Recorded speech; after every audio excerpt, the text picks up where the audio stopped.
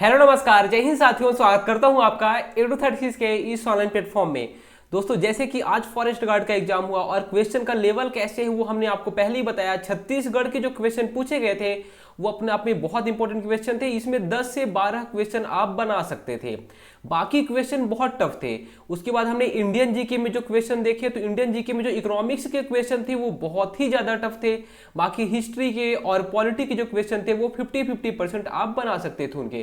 तो Indian GK में और करंट अफेयर के टोटल 30 क्वेश्चन हमने देख लिए हैं पहले ही, और इसके अलावा छत्तीसगढ़ के 20 क्वेश्चन हमने पहले देख लिए। 50 क्वेश्चन हम देख चुके हैं। अभी ये वाली वीडियो में हम देखने वाले हैं गणित और सामान्य ज्ञान के टोटल 30 क्वेश्चन, और बहुत ही टफ सेक्शन है ये अगर आप देखेंगे तो, क्योंकि सामान्य विज्ञान के जो क्वेश्चन पूछे गए हैं वो बहुत ज्यादा टफ लेवल के क्वेश्चन है, चाहे वो बायो के हो चाहे वो केमिस्ट्री के हो, बहुत टफ क्वेश्चन है यहाँ पे। तो चलिए हम सारे क्वेश्चन को यहाँ पे डील करते हैं। दो संख्याओं का एचसीएम या फिर महत्तम समापवर्त और लघुत्तम समापवर्त 50 एवं 250 है। यदि पहली संख्या को 2 से विभाजित किया जाता है तो भागफल 50 है, तो दूसरी संख्या क्या है? हमें यह पता होना चाहिए कि एलसीएम गुणित एचसीएफ, ये फॉर्मूला हमने आपको कराया है क्लासेस में। और पहली संख्या गुणित दूसरी संख्या, पहली संख्या को 2 से भाग दे रहे हैं तो 50 आ रहा है। मतलब अगर आप कोई भी संख्या को 2 से भाग देंगे तो 50 आएगा। मतलब पूरी संख्या कितनी है तो बोलोगे 100 है ना। तो पहली संख्या कितनी हो गई? पहली संख्या 100 हो गई, और यहाँ पे 50 गुणित 250 ऐसे आप यहाँ पे लिख लेंगे। ठीक है, इसे कट कर देंगे, 0 0 और ये 0 ये 0, 25 पंचे 125। दूसरी संख्या कितनी आ जाएगी? 125 आ जाएगी। डिटेल में हम यहाँ पे नहीं करा पाएंगे क्योंकि हमने सारी चीजें क्लास में कराई है। अभी यहाँ पे हम अगर डिटेल में कराएंगे तो बहुत लंबा टाइम लग जाएगा। Option C right answer.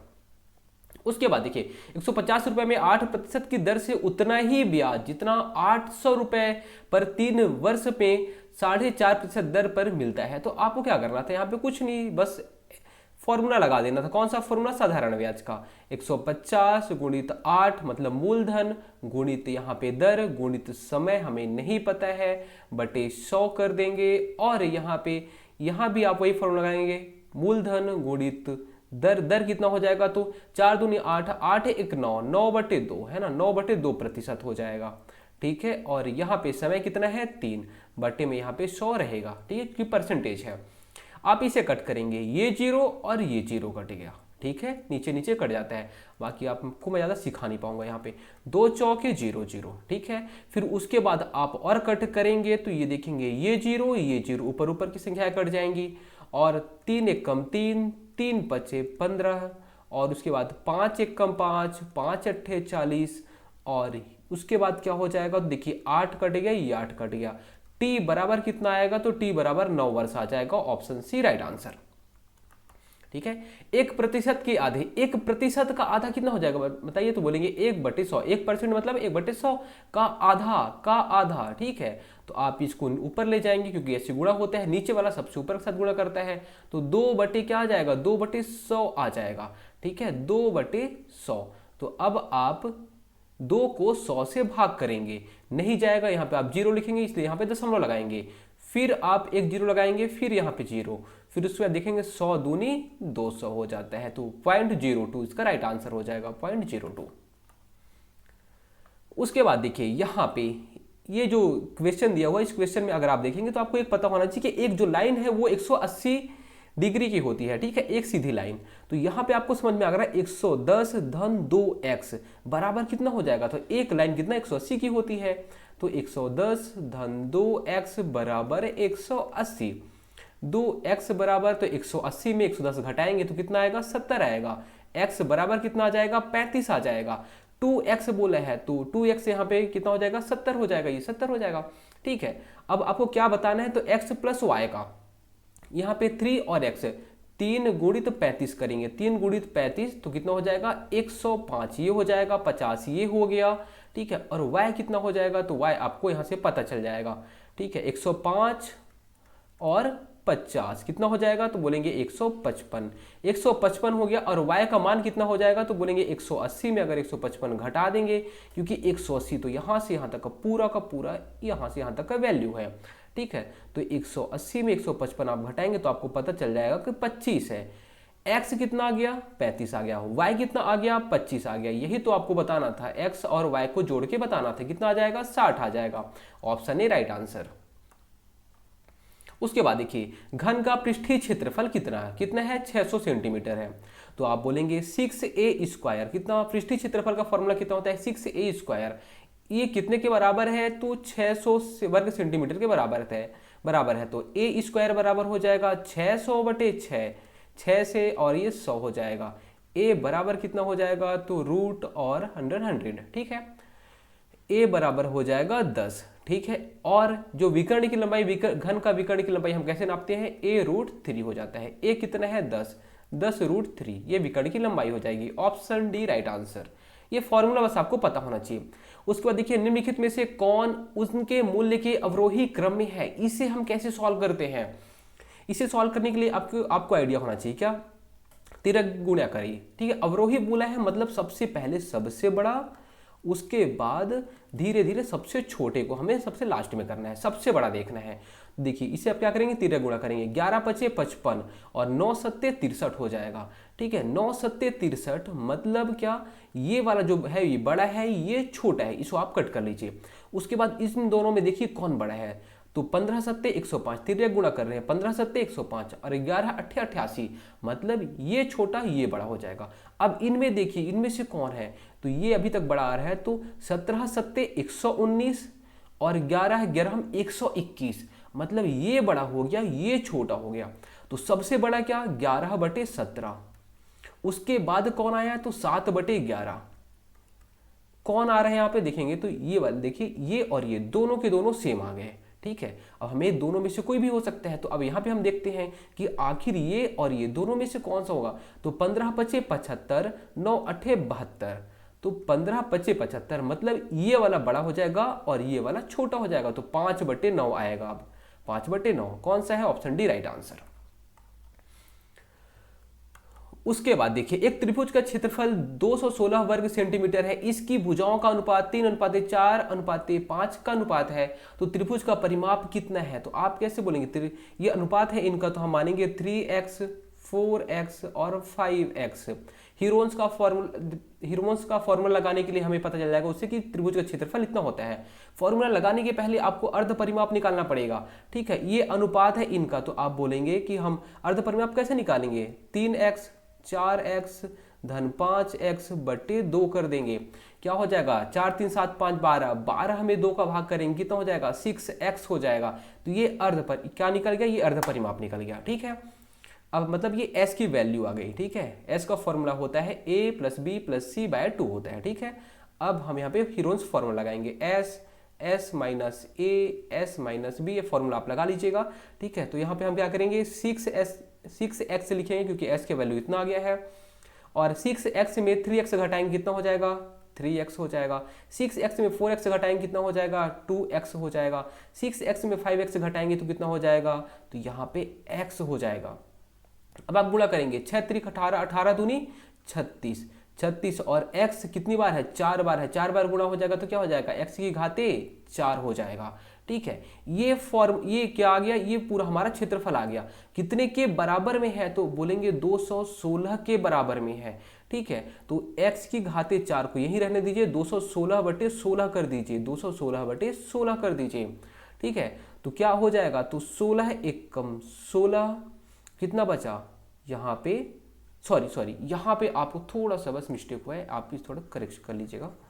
Actual में ये हुआ क्या है, ठीक है, ये वर्गमूल के अंदर में रहेगा। 6 × 18, 18 दूनी 36, 36 x की घाते 4। अब वर्गमूल के बाहर हम निकाल लेंगे, तो वर्गमूल के बाहर हम निकालेंगे तो ये 6 हो जाएगा और x की घाते 4 है, मतलब अगर आप ऐसे देखेंगे 6 × 36 हो जाएगा और x की घाते 2, x की घाते 2, हम ऐसे कर सकते हैं, ठीक है। इनका जोड़ा बन गया, ये जोड़ा बन गया, इसलिए जब बाहर आएंगे तो 6 और x की घाते 2 ये रहेगा, बस केवल 6x²।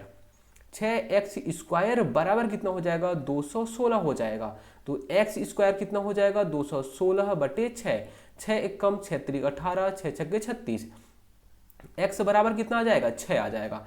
x बराबर 6 आ गया। अब आप भुजाओं का अनुपात निकाल लीजिए, एक्स में हमें अगर आप मतलब एक्स का वैल्यू कितना आ गया 6 आ गया, 6 त्रिक 18 हो जाएगा। तो पहली भुजा जो हो जाएगी हमारी, पहली भुजा वो 18 की हो गई, दूसरी भुजा 6 चौके 24, 24 की हो गई, और तीसरी भुजा 6 पंचे 30, कितनी की हो गई 30 की। अगर आप इसे काउंट करेंगे देखेंगे 8 4 12, 3 2 5 1 6 1 7, 72 centimetre, option D right answer. उसके बाद देखिए ये वाला जो क्वेश्चन है इसमें आपको ये देखना है कि ये क्या जो ए बी है, मान लीजिए हम एक ऐसी त्रिभुज बना रहे हैं, ठीक है, त्रिभुज हो गया, ठीक है। उसके बाद इसे हम ऐसे लिख देते हैं ए बी सी। ए सी कितना है 12, ए बी कितना है 6√3, और बी सी कितना है तो बी सी 6 है, ठीक है। और हमें पाइथागोरस थ्योरम पता होना चाहिए, ए सी स्क्वायर बराबर क्या हो जाता है ए बी स्क्वायर धन बी सी स्क्वायर। अगर ऐसा है मतलब ये 90 डिग्री पे बनेगा। अगर आप इसे जब सॉल्व करने जाएंगे तो आपको पता चल जाएगा कि बी जो कोण बी का मान है वो कितना हो जाएगा 90 डिग्री हो जाएगा। इसे आप सॉल्व कर सकते हैं। उसके बाद देखिए इसे ये क्रय, क्रय मूल्य कितना है, क्रय मान लीजिए हम बोलते हैं कि कोई भी चीज को हम 4 रुपए में खरीदे हैं और कितने में बेच रहे हैं 5 रुपए में बेच रहे हैं। लाभ कितने का हुआ है तो बोलेंगे 1 रुपए का लाभ हुआ है। कितने पे हुआ है 1 रुपए का लाभ हुआ है 4 रुपए में। हमने 4 रुपए का खरीदा, 1 रुपए का लाभ हो गया। हमें लाभ प्रतिशत ही तो निकालना है। इसे हमने अच्छे से सॉल्व किया है किसमें, अपनी थ्योरी की क्लासेस में। 4 1 कम 4 25, हम ये देखिए 25%, ऑप्शन सी राइट आंसर। उसके बाद देखिए पाई वाला सूत्र है, पाई वाला ये क्वेश्चन है, ठीक है, सिंप्लीफिकेशन का। इसे अगर आप पाई को हटाएंगे तो क्या हो जाएगा 57/99, ऑप्शन बी राइट आंसर। उसके बाद देखिए अब किसके क्वेश्चन आ गए, अब साइंस के क्वेश्चन आ गए। यदि दो असमान द्रव्यमानों की गतिज ऊर्जा समान है तो भारी द्रव्यमान का क्या होगा, संवेग अधिक होगा। उसके बाद देखिए कितने कूट वाले क्वेश्चन देखिए, मतलब ये पीएससी के जो क्वेश्चन, पीएससी क्वेश्चन इससे इजी पूछे जाते हैं, ठीक है। तो ये कथन दिया गया है दर्पण का सूत्र समतल दर्पण पर भी लागू किया जा सकता है, और एक समतल दर्पण एक गोलाकार दर्पण है जिसकी फोकल लंबाई अनंत है, ठीक है।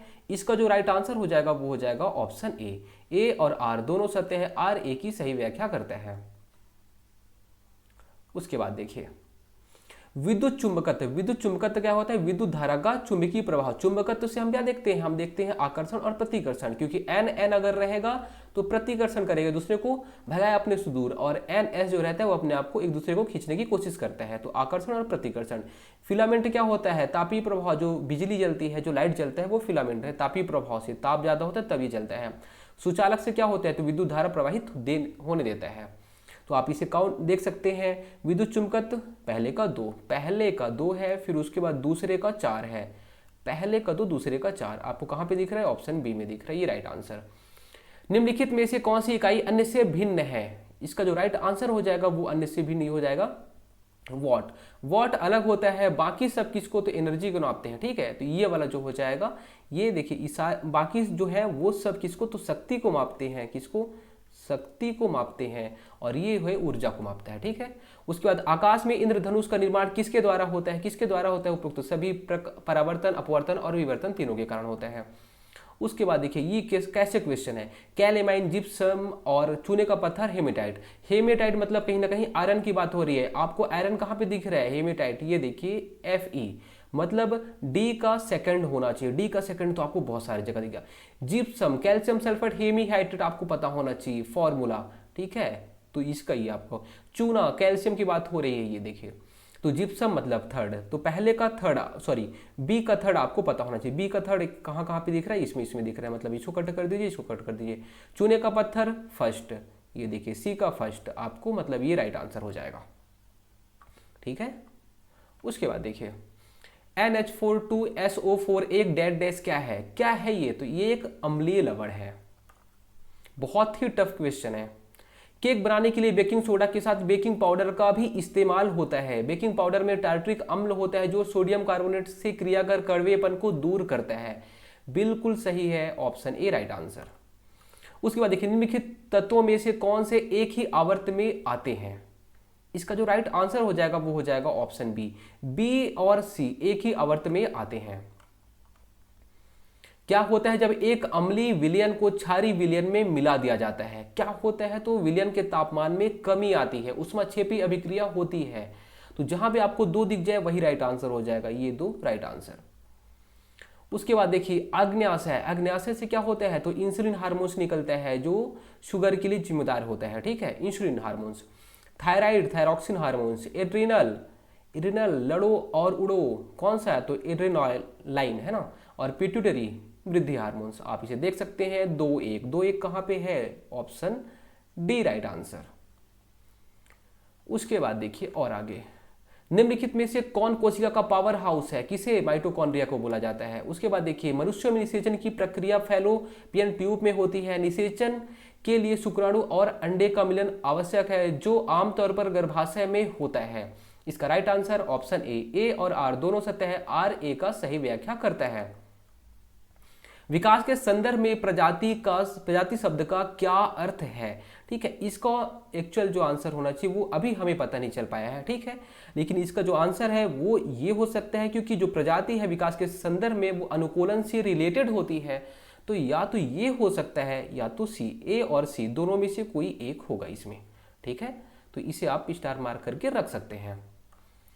रक्त में हीमोग्लोबिन का क्या कार्य है, इसका जो राइट आंसर हो जाएगा ऑक्सीजन के परिवहन के लिए। उसके बाद देखिए प्रकाश संश्लेषण एक एंडोथर्मिक प्रतिक्रिया है, कारण कथन ये है, और कारण क्या है, प्रकाश संश्लेषण में CO2 और पानी को ग्लूकोज और O2 में परिवर्तित करने के लिए प्रकाश ऊर्जा का अवशोषण शामिल होता है। बिल्कुल सही, कारण सही है, कथन गलत है, एंडोथर्मिक प्रक्रिया नहीं है, इसलिए ए गलत हो जाएगा, आर सही है। फूल का कौन सा भाग निषेचन के बाद फल में विकसित होता है, कौन सा भाग, अंडाशय। उसके बाद देखिए रंध्रों या फिर स्टोमेटा में रक्षक कोशिकाओं की क्या भूमिका होती है, क्या भूमिका होती है, प्रकाश संश्लेषण की। उसके बाद देखिए पौधे में जाइलम की क्या भूमिका है, ये अभी हमने लास्ट टेस्ट में दिया था, क्या है, तो जाइलम मतलब हमने आपको याद कराया था जाइलम और जल, जाइलम जल है ना, जड़ों से पौधों के अन्य भाग तक पानी या जल को पहुंचाना और खनिज लवणों का परिवहन, option D right answer. Auxin क्या करेगा, तो ऑक्सिन करता है कोशिका का, यहाँ पे देखिए ऑक्सिन जिब्रेलिन, देखिए पहली बात तो एब्सिसिक, एब्सिसिक तो हर निगेटिव काम करेगा, यहाँ पे एब लग गया ना तो निगेटिव काम करेगा, विकास को रोकेगा, तो ये तो डी का 4 हो जाएगा।